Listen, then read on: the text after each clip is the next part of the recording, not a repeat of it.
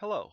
I was trying to do this recorded statement introduction thing from a script, and I kind of feel like I have to have a script because there's so much to talk about that if I just ramble on and on, it could be like hours and hours. There's so much stuff that happened. So if I don't stick to the script, I'll go on for a long time and I'll still probably forget things and then I'll want to add them. So I'm just going to try to read parts of it while I say, whatever else comes to mind, because when I tried to read it off of just what I was writing, it was what I had written. It was sounded like I was reading off a piece of paper, which it was kind of boring, and I don't. I just I don't want to be putting what it sounded like out there in the world. I'd rather emote just normally and naturally, and so it is really emotional stuff going on. Some really bad things have been done to me. Not the kind of things that should be going on in the world. And in that kind of vein of thinking, I wrote this one part. And since the rest of everything else that I want to talk about is kind of, well, related to it, I'm gonna try it. It's like a poem part of this thing, but anyway, okay. One person in our world, one person, all the horrors. Refugees, poverty, hunger, disease, drought, famine, crime, spying, metadata, bullying, violence, police attacks, drones, chemical weapons, terrorism, wars. Child soldiers, breathing in the chemicals, polluted air, water, and earth. All the horrors, one person in our world. And let's go off a little bit again. It's kind of the idea that as one person, these things can be scary. But, well, we're not exactly alone being one person with these things being scary. There are a lot of people who sense these things and feel threat and are scared by these things. But there's also a lot of people that want to do something about it. All right, back. Let's see. What else do I have here? I am a person in our world too. I sense the horrors too. If you're scared, you're not completely alone. La la la. How could you be? I'm scared and I'm here too. I've been targeted for years by some people in the police and courts. They started a violent conflict. They keep taking me and taking so much from me. They keep attacking me and then blaming me. They keep making my injuries worse again and again. The more I stand up for myself, the more they seem to hurt me. It seems they still target me even till this day. It's like they'd rather I hide or disappear or something. But I can't reward their bullying behavior by doing what they want, and although they've already hijacked some of my emotions, I don't want to let them hijack my whole life. Most of my life has been about reaching positive, hopeful things. I don't want to let them get me stuck backing my way through life just avoiding threat. But even while I make this video, I'm scared to think of what they may try to do to me in my life. They can try some really, really low things to hurt someone. Still, how else is there to solve these adult bullying problems? But to keep speaking up, but to keep saying something, but to keep trying to do something. Maybe even to keep asking for help, but also to offer a solution of my own. Alright, now here, what do I have? With the solution. Okay. You see, I think like there's this ever-living kind of weakness in us, like a human, mortal kind of weakness. And we have it, and I feel it within me, and I don't think I'm alone in it. And I do have a lot of doubt when facing the horrors, but after all that I've seen and I've been studying, trying to do stuff in courts and trying to deal with the way things are organized in this country, with police and the legal system, all these kinds of things, I'm also surprised to find I sense a way through the horrors.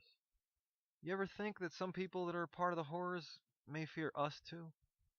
With ancient horrors a long time ago, our ancestral groups, groups of our ancestors, they found their way through. People organized together, they found opportunity in civilization. They survived, created, prospered, and thrived. Some of them even wrote some things that are like a guidebook for us now. In modern times, us being together in some ways may help us sense a way through the horrors too. It may be the right thing to do. I sense that a connection between sharing might, our creative instincts, and loving freely may see us through the horrors, from the first order to the ones that are new. This connection may see us through, until our present and future are filled with great creative prosperous joy. I very much think it's true. I see clues about the power of the connection in so much of everything humans still do. So I'm going to try to creatively explain my sense and the connection. I'll try to explain over time because I can't do all of that today. Everything that I'm writing today or saying today is the list of the stuff I want to start with. I'm not just going to put out like a perfect, finished, polished version of all that stuff right now. I'm not prepared for that yet. I mostly got to deal with this adult bullying stuff first. I do have other things I'd like to do as well, but I'm gonna try to explain, even as I search for the hidden truths about the violent police and courts who target me.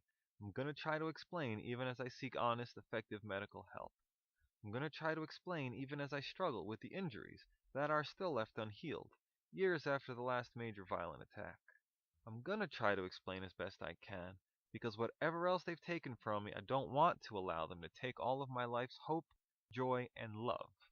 I'm gonna explain because I prosper and I thrive when I try to be creative. And the explaining is something that I want to do in a creative way. I'm gonna explain because I'd love for many people to understand the connection. Because, well, spreading real hope for great prosperity and joy is one of the few options I have left to still love freely. You see, I sense a way through, and even if you are just one person in our world, I'd love for you to sense it too. And that's it for my poem introduction thing, which I totally butchered, but I don't know, it was a lot more fun saying it than it was the first time I tried when I just read off of it. So, but that's not all of it. I still have a few other things, okay, more than a few, that I wanted to talk about here. Um, and I guess I'll just get right to them then. Alright, you know that so many people, maybe you don't, I don't know, but it seems to me, from my experience since I've been going through some horrors, that so many people seem afraid to talk openly about the horrible types of problems that I mentioned. And not talking openly about the horrors is kind of weird because it gives a space to the horrors, an easy space for the horrors to continue.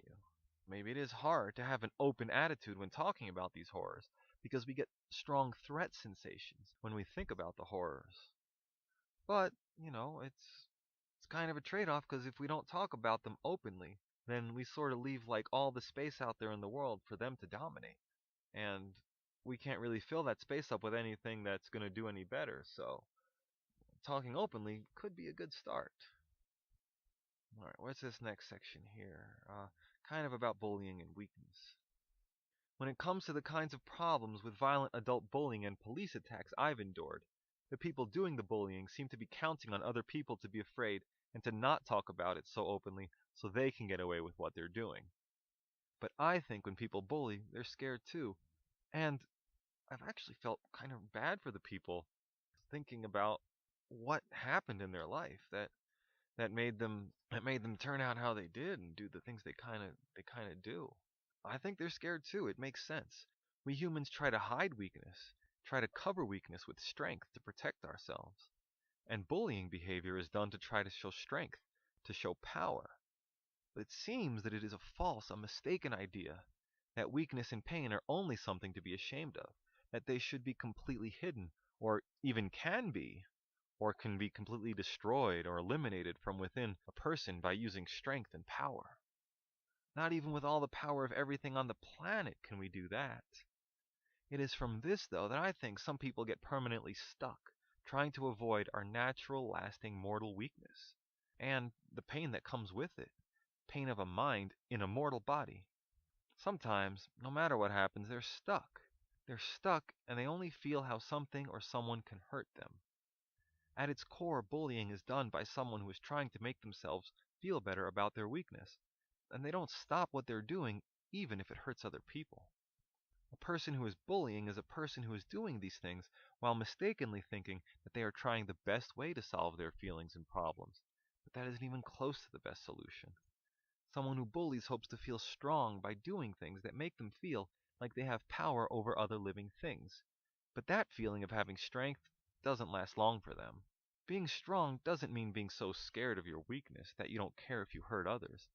And it doesn't mean that you'll feel better by showing your power. That way of feeling better doesn't even last longer than just a second sometimes. Real strength is understanding that weakness is a part of being human and that we will always have weakness. And sometimes we're going to feel a lot of it. Still, even when we feel a lot of weakness, we can be able to find positive, hopeful possibilities for ourselves and others around us. Even when we feel it a lot, we can treat ourselves and others with caring and love. Even when we feel it a lot, we can still find a way to love freely. And that strength lasts no matter how weak we may get sometimes. That strength, I think, the best kind of strength, the kind that gives us the most lasting results, that is the real strength we have together with people. I don't think that the people who have been bullying me know how to do that all the time. I don't think they always know how to find the hopeful possibilities they have with people. I don't think they always even know how to keep searching for those possibilities. I've noticed they keep their bullying hidden from everyone except the people they think they can scare. Hidden from everyone except the people over who they think they have power. Like they don't think they can find any hopeful possibilities with people they don't think they have power over. You may have noticed this too, like now or when you were younger. If someone is bullying, they may only do it when adults are not around or in ways that adults don't see it as bad as you or other people see it. The people who've been bullying me hid their bullying in a lot of ways. And sometimes, when bullying goes on, not just with me, but with anyone, and one person threatens another, then another person tries to threaten back, it seems like the best way to protect yourself. And there's so many threat sensations involved in bullying on both sides that it gets pretty intense even for the person doing the bullying. And people who bully can't always think of another way to solve their problems, so the hurting goes back and forth on to maybe no end. So I think since people who bully try to stay hidden from everyone except the people they think they can scare, and with threatening making it go back and forth, till whenever. And since not standing up to the bullying also rewards the bullying behavior, I think instead if people give open, loving attention to the situations where and when bullying happens, that the bullying will mostly stop. Maybe then people involved can be helped to find better ways to solve their serious problems. Now I think I'm going to go back to the original recording I tried. It doesn't sound too bad. I just hope it's not so bad that you can't listen to the rest of it. I've got some rather serious things going on in my life, and the way that I'm living now, I'm making this website and these videos and these recordings out of an office I basically packed into a van, along with a medical chair I've had to make for myself, and a solar panel I installed on the roof with some batteries so that I can have enough electricity that your basic office takes to run. I've been going around trying to find some medical help and do some other things. I don't really have all that much time to keep re-recording this thing and try to make it perfect, but hopefully it's not too bad. There are some parts of this thing that are going to be all like edited and spliced together, so they could sound a little patchy. And if any of it sounds a little funny, don't be afraid to laugh. I laugh at what goes on in my life too sometimes. I even laugh at the bad things sometimes. It can be hard to keep a sense of humor after the things that I've gone through, but I think that laughing is really good for us, so it's probably a good idea to make sure that you can keep one, especially in difficult times. Okay, the awkward transition now. In the rest of this video, I will go back to the second half of the original recording where I explain a bunch more about the difficult times I had. Here goes. There are some people in the police and courts doing some adult bullying in places I have lived. And I was not a perfect young man in these places myself. Far from it sometimes. I've done plenty of embarrassing things too. But I didn't have unreasonable tendencies to keep doing things even when they hurt other people. And when it came to police and courts, the few times I did get involved with them, I accepted the legal consequences for any actions that seemed to be illegal according to written law, even when personally I thought I wasn't doing anything wrong. I even accepted the consequences sometimes when I was suspicious of some of the things the police and courts did. That was before the major attacks started. Even before those attacks, there was enough weird stuff going on with the police and courts that I started to get suspicious that my bad luck with them was not luck at all, but instead that people involved with the police and courts were committing crimes against me on purpose to try to ticket me, fine me, arrest me, or whatever it is that they were doing. After the first major attack, which happened on the last day of 2007, I started seriously looking into what I noticed happening that was suspicious, and I actually started to find things that supported my suspicions. Those things I noticed and found turned out to be just the beginning, because then I started telling many people about those things, and more suspicious things happened. I myself investigated those things, and the things that followed, and the ones that followed those, and so on and so on. I've ended up exploring those things that happened again and again for almost 10 years total. And during this time, some police and courts did many terrible things to me. When I first started investigating, and I slowly became more and more surrounded by an unreal nightmare, I could hardly believe it was happening. Wherever I went, I started to feel danger stalking me. But I couldn't stop. I wasn't getting good help anywhere else. So the only way to find out why this was being done to me was to see it for myself. I saw a lot of things, but so much is still a mystery. I saw that police and courts from different cities and counties were involved. I saw that they were willing to try to ruin a life to protect their own selfish desires. I saw that they were willing to repeatedly attack in increasingly violent ways. I saw that they would deprive me of whatever they could and didn't even seem to care if I died.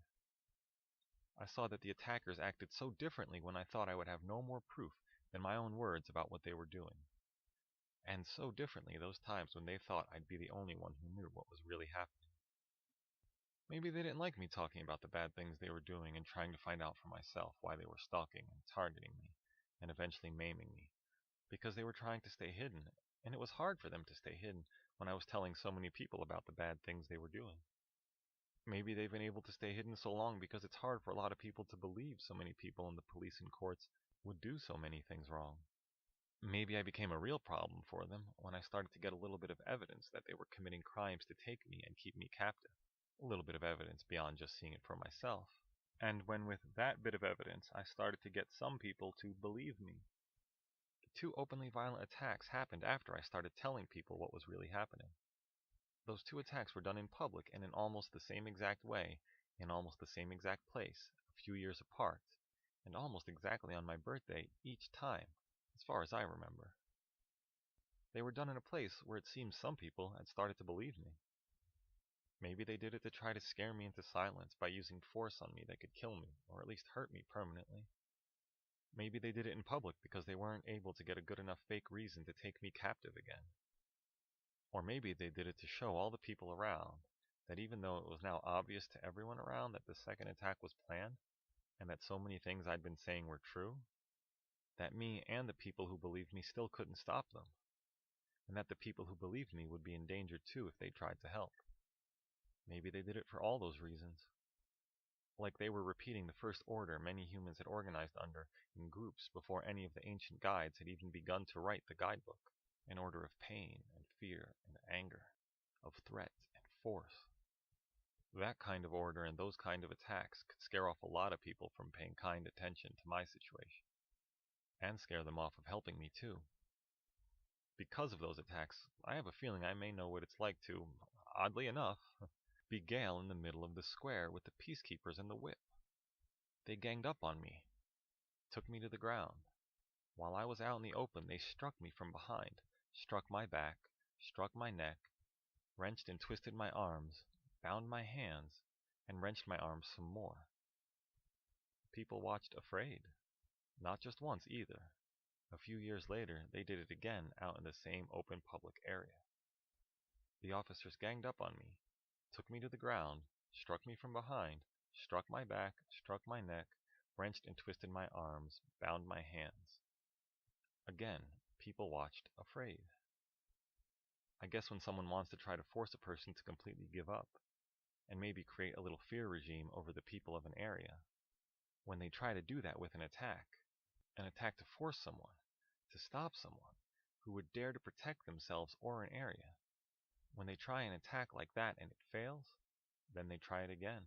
The people around me looked pretty terrorized when they saw me getting attacked, and they stood watching like people watched what happened to Gale. But they also had looks on their faces like Prim's friends had on their faces when she was picked on her reaping day. I saw those kinds of looks on their faces while the police were forcing me to go with them after the attacks.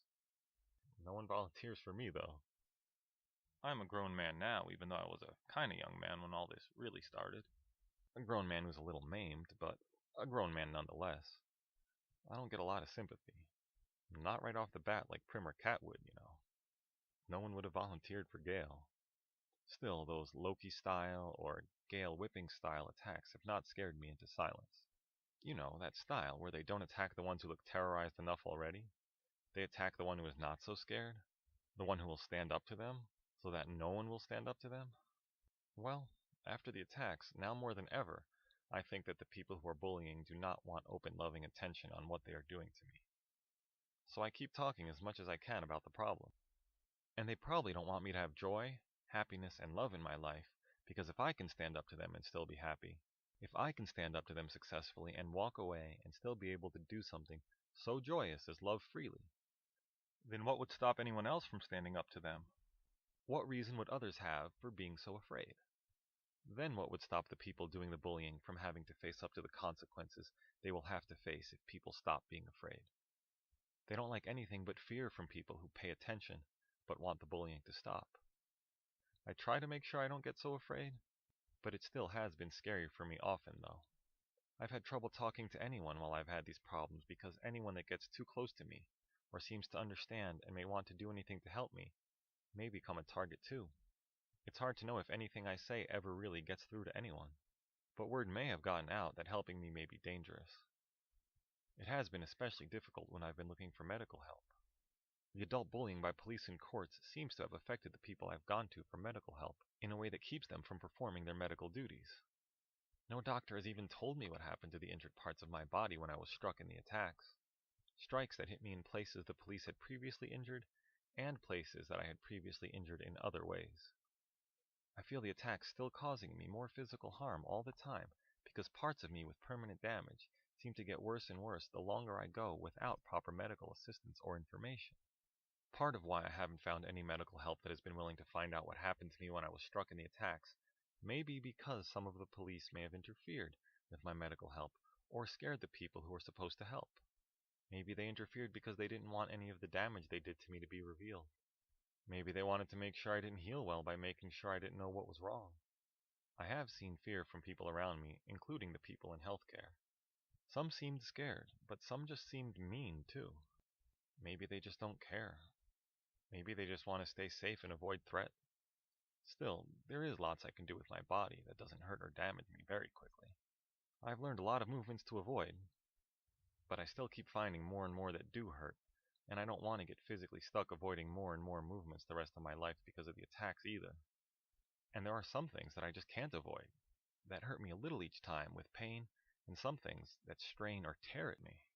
I already have chest indentations and waves forming across my ribs tearing at me a little at a time, spasming and changing the shape of my thorax, pressing on my vital organs, tearing at me a little at a time with normal things I can't always avoid, like yawning, standing too long, sitting too long, laying down flat, breathing deep, coughing, turning, sneezing. These basic things we all do a lot of the time. And more things. Now, I haven't been able to regularly sleep on a bed for about 3.5 years. So, some things keep getting worse. I also have spongy, crunchy popping noises and feelings showing up in my neck. Weird feelings that might be things sliding around a little bit out of place. And, well, that's really close to my spinal cord, my brainstem. Who knows what that could do in the future? My right arm works okay a lot of the time, but sometimes it falls partially out of place at the shoulder from things as simple as walking, and really often from things like throwing hard. My collarbone joints pop partially out of place on many movements, and I have strange heartbeat sensations. Sometimes those sensations feel like my heart is having trouble beating in the reduced space it has. Some people have felt bad for me, in the medical field and out in the world, but most people are too afraid to do anything to help. I haven't found anyone willing to keep openly talking about the police bullying me, even though that will help make it stop. Now, I'm without a home, traveling around, straining and struggling while I look for honest help, hoping people will be brave and believe me and understand. I've lost many years dealing with stalking and adult bullying. While others my age were starting families, I spent years trying to figure out the ways of my stalkers so I could better protect myself and the people I care about. Some years trying to figure out my medical problems too. I've lost these years, and I'll never have them back.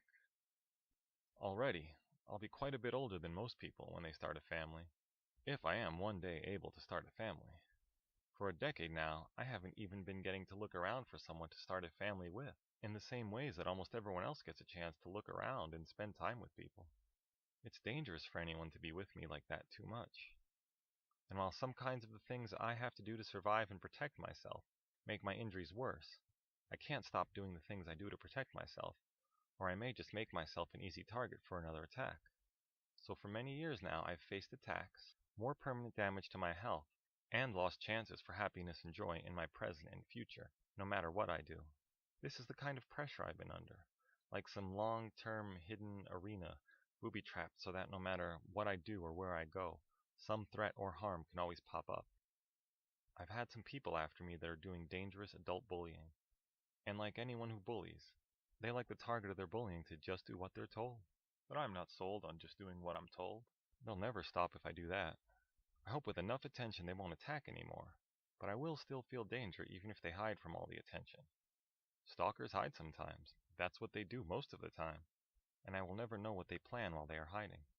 I'm worried about what they plan, and I work a lot to stop it. Even as I've tried to see for myself why they're treating me the way they did, and see for myself the way they behaved when they thought I would be the only one to know what was really going on. Even as I tried that, I also tried to leave open a chance that anyone who may believe me, anyone who may have heard, or anyone I may have told, could find out for themselves what was really happening.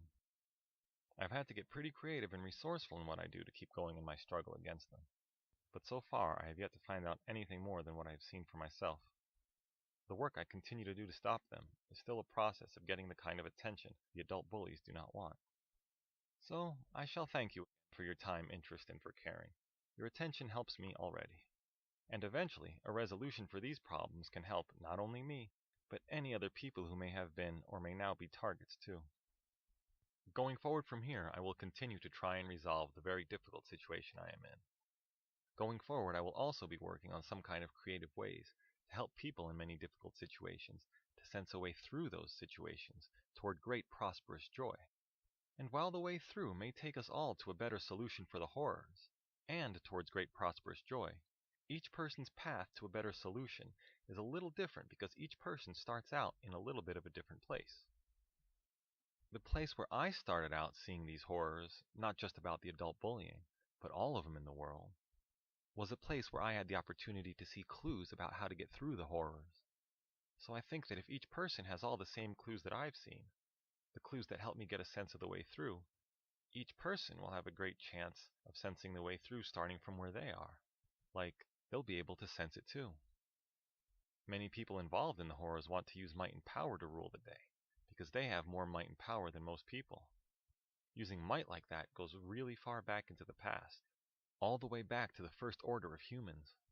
So the creative ways I will be working on will involve looking into the clues about the darkness and light of how order has been kept in large organized human groups. Understanding how people got grouped into orders throughout history can help us understand a lot about what happens with horrors today and understand my situation. I have seen for myself that ancient and modern horrors are related to what is happening in the areas where I was abducted and held captive. And there are so many clues I've seen for myself, and many clues can be found in all of humankind, like human creativity in ancient times that led to all we can create today, like ancient guidebooks. Clues in why art that becomes popular is art that has recurring themes and ideas dealing with survival, and that the art dealing with survival, like TWD, Minecraft, Star Wars, and THG, is about people who are concerned with the foundational opportunity of civilizations, a foundation that puts some distance, some protections between us and death. Clues in famous phrases like, no taxation without representation, let them eat cake, might makes right. Those who do not learn from or know their history are doomed to repeat it. Violence erupted, and a little spin-off of how I've been thinking about it that I call threat eruptions. Phrases like take it easy, chill out. Clues in the orders of humans that arose in the Middle Ages with kings and kingdoms and knights. Clues in the way our police and courts are put together. Clues with stuff involving in-groups and out-groups. Clues in the famous huge sculpture of the Statue of Liberty. And even clues in how everyone decides what to do with their lives. The creative ways I will be working on will try to put all the clues together. These creative ways could be movies, music, games, or a combination of things. The kinds of things that can be easily given to a lot of people. Of course, these are difficult problems, and there is a lot of clue stuff to put all together. And trying to stay on top of that strange hidden arena situation usually keeps me very busy. For now, I have already learned so much and prepared so much raw material about the connection between creativity, prosperous joy, shared might, and loving freely, that I'll be posting videos once in a while about that connection. Videos that are a little bit like practice for the creative clues things that I hope to finish. Since those videos will be kind of like practice, it will even help me to find out what you think about them once in a while, and if you think they're making sense. Well, like they say, in conclusion, I may not be able to show everyone everything that was done to me during the adult bullying, during the attacks, or at the dozens of police stations, jails, record offices, courts, doctors' offices, and so on, where people piled on more and more little crimes and misdeeds. And even if no one who knows will say something about what they saw or saw others do, I can still show people some things, and I can show everything else I've talked about. All those things with the clues, about the horrors, and a way through. I've been surprised myself about how all we've done in humankind could work if we tried it in a new connected together kind of way. And I think I can help show how it could work. Finally, thank you again. You have been so kind to want to help already. I will try really hard to make my explaining and my videos and my creative clue thing make sense. I wonder if what I've said so far makes sense too. Perhaps you can even share some stories with me to tell me what the things I've said may remind you of. That could be a good way for me to figure out if it makes sense to you. If you want to know more about what has already happened to me, the explanations page on my stilllovefreely.org website has more about that. Until next time, if there is one, if you have a problem and can still find a way to treat yourself and others with caring and love, if you can find a way to still love freely, you may surprisingly also find a way through to creative, prosperous joy. If you can't, maybe I can help. Thank you. Goodbye.